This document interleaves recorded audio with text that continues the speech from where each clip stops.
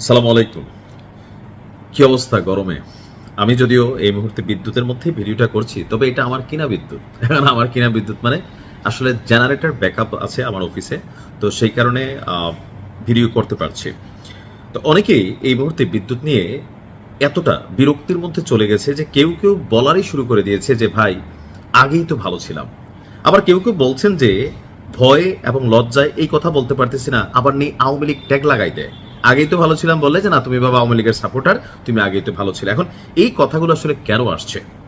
সারা বাংলাদেশে একটা দীর্ঘ সময় পর এত কঠিন লোডশেডিং এর মুখে পড়ছে। এখন এর পিছনে কি বর্তমান যে ক্ষমতাসীন সরকার বসছে তারাই কি আসলে এখানে কোনো ধান্দা টান্দা করতেছে, নাকি আসলে বৈশ্বিক প্রেক্ষাপট, ইরানের যুদ্ধ, সবকিছু মিলিয়ে একটা পরিস্থিতি তৈরি হয়েছে? বেসিক্যালি মূল কারণটা হচ্ছে বৈশ্বিক যুদ্ধ, বা এই মুহূর্তে ইরানের সাথে আমেরিকা এবং ইসরায়েলের যে চলমান যুদ্ধ, এটা একটা বড় ইফেক্ট ফেলে দিয়েছে সব সেক্টরে।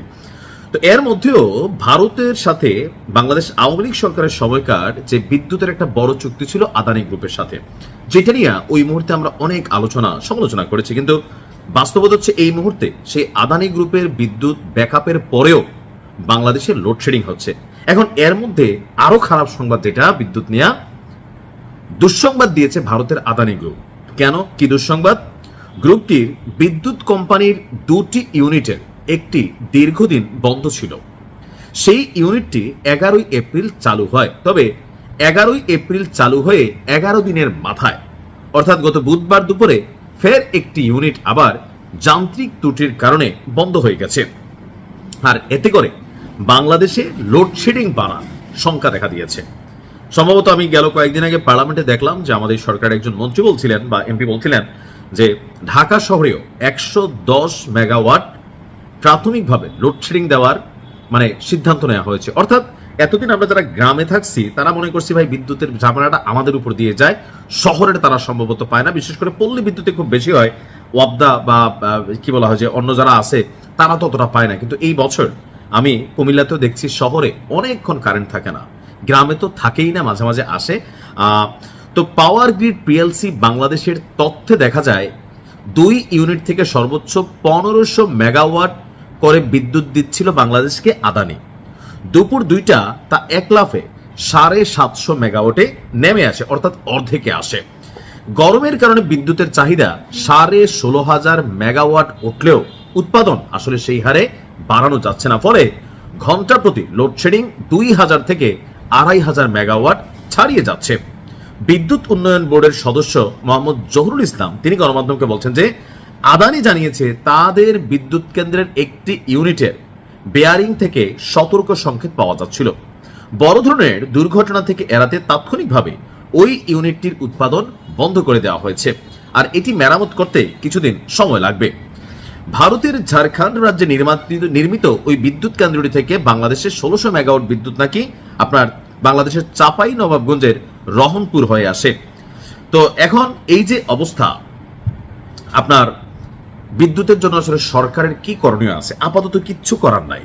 কেন করার নাই? বাংলাদেশ, আমরা স্বাধীনতা পরবর্তী এই দেশটা যারাই পরিচালনা করেছি সেখানে অনেক ধরনের মেগা প্রজেক্ট হাতে নেওয়া হয়নি। যেমন যে ধরেন তেলের সংকট, আমি এই নিয়ে অনেকবার নিউজ করছি যে আমরা কেন রাশিয়ার কাছ থেকে তেল না কিনা ভারতের কাছ থেকে কিনছি বা আরো অন্যান্য জায়গা থেকে কিনছি।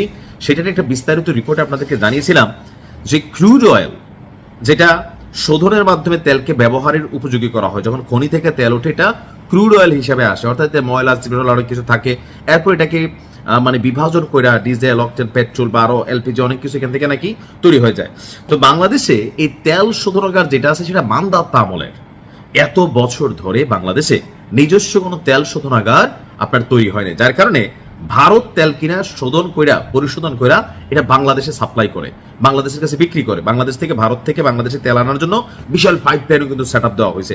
এখন এই যে ধরেন দীর্ঘদিন যাবত, এটা গত সরকারে আওয়ামী লীগ ছিল তাদের দোষ তা না, এই দেশটা যারাই যখন চালাইছে সেই স্বাধীনতা পরবর্তী সময় আওয়ামী লীগ, বিএনপি, জাতীয় পার্টি বা অন্যান্য সময় যারা যখন ক্ষমতায় ছিলেন এই ব্যাপারে আসলে বৃহত্তর কোনো পরিকল্পনা নেওয়া হয়নি, যার কারণে তেলের সংকট বাংলাদেশে এই মধ্যে টাকা দিয়ে আপনি তেল পাচ্ছেন না। আবার আসছে সিন্ডিকেট ইস্যু, আমাদেরকে এগুলো মাইনে নিতে হচ্ছে। এই সিন্ডিকেট সরকার বদলায় কিন্তু সিন্ডিকেট বদলায় না, আর আপনি এদের কাছে জিম্মি। তো বর্তমানে বিদ্যুৎ সংকটের একটা প্রধান কারণ হচ্ছে বিশ্বজুড়ে তেলের যে ইস্যুটা, এটা একটা ফ্যাক্ট হয়ে দাঁড়াইছে। তো তেল ছাড়া, গ্যাস ছাড়া আপনার কোনো প্রতিষ্ঠান, কারখানা, উৎপাদন ব্যবস্থা যাইতে পারে না। তখন সার্বিকভাবে আপনার সবকিছুর উপর একটা চাপ পড়বে। তবে গরমে অস্থির একটা অবস্থা। আমি দোয়া করি যেন বাংলাদেশ এই যে সেক্টরে অনেক উন্নত করে। আসলে এটা সম্ভব কিনা আমি জানি না, তারপরে দোয়া করি। আর পারলে বাসা বাড়িতে চার্জার, ফ্যান ট্যান লাগান, আইপিএস লাগান, জেনারেটর ব্যাকআপ নেন, কিচ্ছু করার নেবে, বাঁচতে হবে। ভালো থাকুন।